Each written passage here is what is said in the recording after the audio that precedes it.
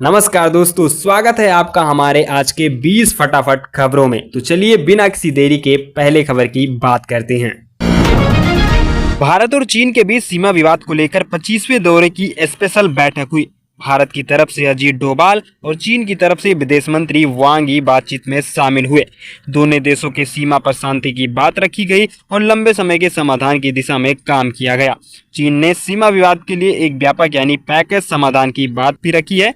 दोनों देशों के रिश्तों में सुधार के बीच ये बातचीत काफी अहम मानी जा रही है। केंद्रीय मंत्री नितिन गडकरी ने साफ कर दिया है कि उनका राजनीति छोड़ने का कोई इरादा नहीं है। दरअसल उनके एक बयान के बाद ऐसी चर्चा शुरू हो गई थी कि वो धीरे धीरे राजनीति से दूर हो सकते थे।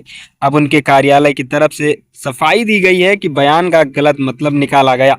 गडकरी ने युवा नेताओं को आगे जिम्मेदारी देने की बात कही थी, लेकिन इसका मतलब राजनीतिक सन्यासी से नहीं है।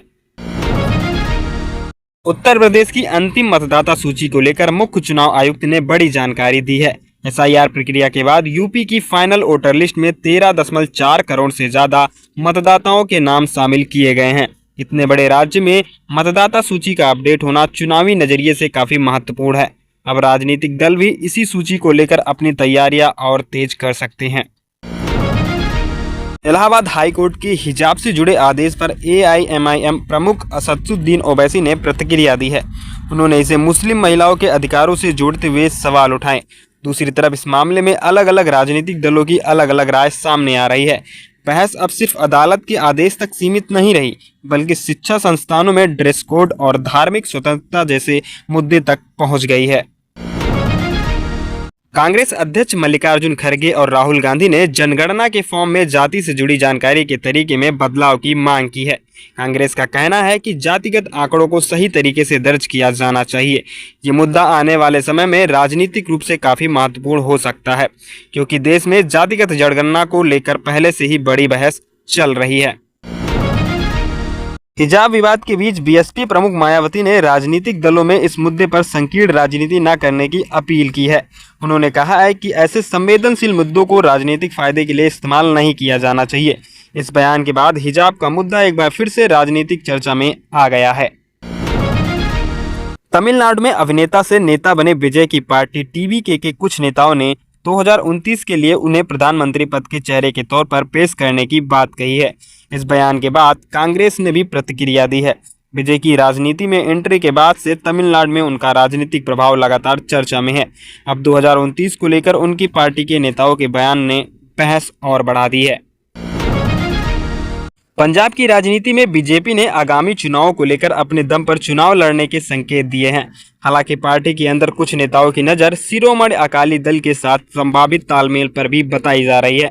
पंजाब में राजनीतिक समीकरण लगातार बदल रहे हैं और आने वाले समय में गठबंधन को लेकर तस्वीर और साफ हो सकती है। बिहार में बीपीएससी से जुड़े मुद्दे को लेकर छात्रों के प्रदर्शन के दौरान पुलिस और प्रदर्शनकारियों के बीच झड़प की खबर है।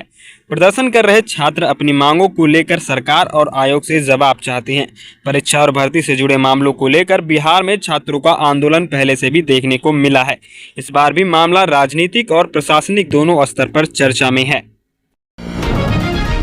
रेलवे ने स्टेशनों पर मिलने वाले पीने के पानी की गुणवत्ता को लेकर विशेष अभियान शुरू किया है। रेल नीर और दूसरी पानी की व्यवस्थाओं की जांच की जा रही है। यात्रियों की तरफ से पानी की गुणवत्ता को लेकर शिकायतें सामने आने के बाद ये कदम महत्वपूर्ण माना जा रहा है। रेलवे का ये लक्ष्य ये सुनिश्चित करना है कि यात्रियों को साफ और सुरक्षित पानी मिल सके। आंध्र प्रदेश में एक निजी बस ने खड़े ट्रक को टक्कर मार दी। इस दर्दनाक हादसे में 6 लोगों की मौत की खबर है। घटना सूर्यापेट इलाके में हुई। हादसे के बाद पुलिस और बचाव दल मौके पर पहुंच गए। शुरुआती जानकारी में तेज रफ्तार और सड़क पर खड़े वाहन के टक्कर को लेकर जांच की जा रही है। हिमाचल प्रदेश में लगातार बारिश और भूस्खलन से हालत खराब है। रिपोर्ट के मुताबिक मानसून शुरू होने के बाद राज्य में 98 लोगों की मौत हो चुकी है। चंबा में बड़े भूस्खलन की घटना भी सामने आई है। पहाड़ी इलाकों में सड़कें बंद होने और घरों को नुकसान पहुंचने का खतरा बना हुआ है। प्रशासन राहत और बचाव कार्य में जुटा है। सोने की कीमतों में तेजी बनी हुई है।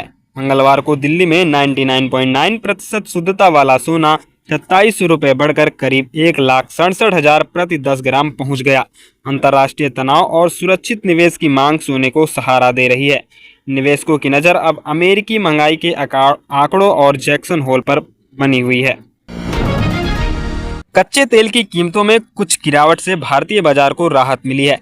ब्रेंट क्रूड करीब $86 प्रति बैरल के आसपास पहुंच गया है।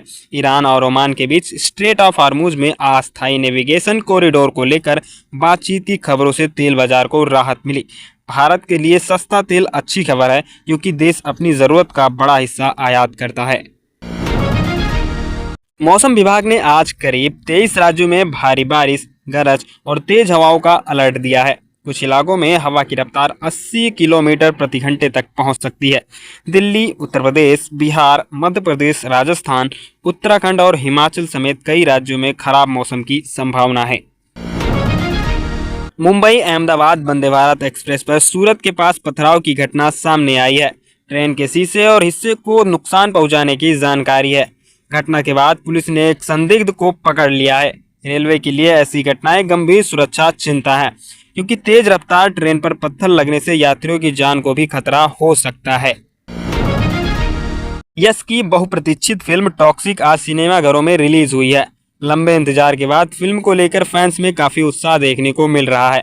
शुरुआती रिव्यू को लेकर सोशल मीडिया पर मिली जुली प्रतिक्रिया है, लेकिन फैंस की भीड़ और बुकिंग से फिल्म को अच्छी शुरुआत मिलने की उम्मीद है।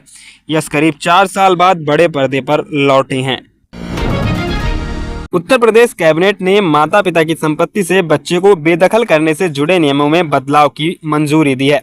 इसका मकसद उन बुजुर्ग माता पिता को राहत देना है जिन्हें अपने ही बच्चे से परेशानी या उपेक्षा का सामना करना पड़ता है। नए प्रावधानों में माता पिता को संपत्ति से जुड़े अधिकारों को सुरक्षा देने का जोर किया गया है। अब इस बदलाव को लागू करने की आगे प्रक्रिया पूरी की जाएगी। संसदीय समिति की बैठक में बीजेपी और कांग्रेस सांसदों के बीच काफी गर्मागर्म बहस होने की खबर है। बैठक में पुलिस की कार्रवाई और 1984 के दंगों से जुड़े मुद्दे भी उठे। दोनों पक्षों के सांसदों ने अपने अपने तर्क रखे हैं और मामला कुछ देर के लिए तनावपूर्ण हो गया। संसद की समितियां आमतौर पर महत्वपूर्ण नीतिगत और प्रशासनिक मामलों पर चर्चा करती है, इसलिए ऐसी बैठकों में होने वाली बहस राजनीतिक रूप से काफी मायने रखती है। इस विवाद के बाद दोनों दलों की बयानबाजी काफी आगे बढ़ गई थी। गुरुग्राम में लगातार बारिश के बीच इफ्को चौक के पास सड़क का कुछ हिस्सा धंस गया। सड़क धंसने से आसपास यातायात प्रभावित हुआ और लोगों को काफी परेशानी हुई। शहर में पिछले दिनों हुई बारिश के बाद जलभराव और सड़क से जुड़ी समस्याएं लगातार सामने आ रही हैं। प्रशासन की तरफ से प्रभावित हिस्से को ठीक करने की कोशिश की जा रही है। इस घटना ने गुरुग्राम के ड्रेनेज सिस्टम और सड़क निर्माण की गुणवत्ता पर भी सवाल खड़े कर दिए हैं। ईरान ने स्ट्रेट ऑफ हार्मुज से जुड़े नियमों के कथित उल्लंघन को लेकर 45 जहाजों को ब्लैकलिस्ट किया है। इनमें 2 भारतीय जहाज भी शामिल बताए जा रहे हैं। हार्मुज दुनिया के सबसे महत्वपूर्ण समुद्री रास्तों में से एक है, जहां से बड़ी मात्रा में तेल और दूसरे सामान की आवाजाही होती है। इसलिए इस तरह की कार्यवाही का असर अंतर्राष्ट्रीय व्यापार पर पड़ रहा है। भारत के लिए ये भी मामला महत्वपूर्ण है, क्योंकि देश का बड़ा हिस्सा ऊर्जा और समुद्री व्यापार पर निर्भर है। भारत और चीन के बीच सीमा मुद्दे पर बातचीत में दोनों पक्षों ने राजनीतिक समाधान की दिशा में काम जारी रखने की सहमति जताई। राष्ट्रीय सुरक्षा सलाहकार अजीत डोभाल और चीन के विदेश मंत्री वांग यी के बीच बातचीत में सीमा विवाद और वास्तविक नियंत्रण रेखा पर शांति जैसे मुद्दे प्रमुख रहे। दोनों देशों के रिश्ते में पिछले कुछ समय से सुधार की कोशिश दिखाई दे रही है। अब असली चुनौती ये होगी कि बातचीत को जमीन पर ठोस प्रगति में कैसे बदला जाता है। देश में E20 पेट्रोल के इस्तेमाल को लेकर बहस फिर से तेज हो गई है। दिल्ली में आम आदमी पार्टी के नेता अरविंद केजरीवाल ने ऐसे वाहन मालिकों से जुड़े मुद्दे उठाए जिन्हें E20 ईंधन के कारण माइलेज और लागत को लेकर परेशानी होने का दावा है। सरकार का पक्ष है कि एथेनॉल मिलाने से पेट्रोल आयात पर निर्भरता कम करने और किसानों को फायदा पहुंचाने में मदद मिल सकती है। वहीं कुछ वाहन मालिक माइलेज और पुराने इंजनों पर असर को लेकर चिंता जता रहे हैं।